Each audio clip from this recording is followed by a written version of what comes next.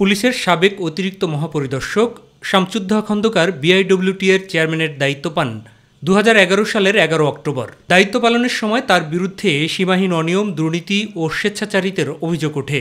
এর প্রেক্ষিতে 2015 সালের ফেব্রুয়ারিতে তাকে সরিয়ে দেওয়া হয় সংস্থাটি থেকে।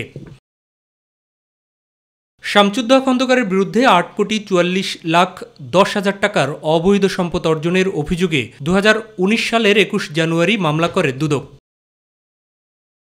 প্রক্রিয়া শেষে এই মামলায় শামসুদ্দোহা খন্দকার ও তার স্ত্রী ফেরদাউসী সুলতানা খন্দকারের জ্ঞাত আয় বহির্ভূত সম্পদ অর্জনের প্রমাণ পেয়েছে দুদক। আদালতে দেয়া হয়েছে অভিযোগপত্র।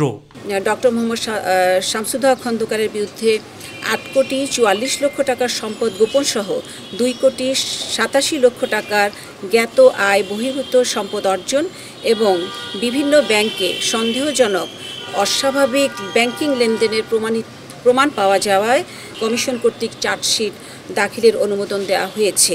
এর পাশাপাশি তার স্ত্রী মিসেস ফেরদৌসী সুলতানা খন্দকার 27,48,00,000 টাকার জ্ঞাত আয় বহির্ভূত সম্পদ অর্জন এবং মিসেস ফেরদৌসী সুলতানা খন্দকার পেশায় একজন গৃহিণী হওয়া সত্ত্বেও তার ব্যাংকে কিছু অস্বাভাবিক লেনদেনের তথ্য পাওয়া গেছে। অন্যদিকে জ্ঞাত আয় বহির্ভূত সম্পদ অর্জনের অভিযোগে পুলিশের সাবেক মহাপরিদর্শক বেনজির আহমেদ এবং এনবিআরের সাবেক সদস্য মতিউর রহমান ও তাদের পরিবারের সম্পদের হিসাব চেয়ে নোটিশ দিয়েছে দুদক।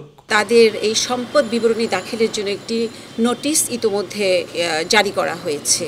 তবে সাবেক ডিএমপি কমিশনার আসাদুজ্জামানের জ্ঞাত আয় বহির্ভূত সম্পদ অর্জনের অভিযোগের বিষয়ে এখনও কমিশন কোনো সিদ্ধান্ত নেয়নি বলে জানান দুদক সচিব।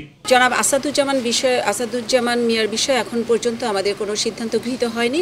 মাহবুব সৈকত, মাই টিভি, ঢাকা।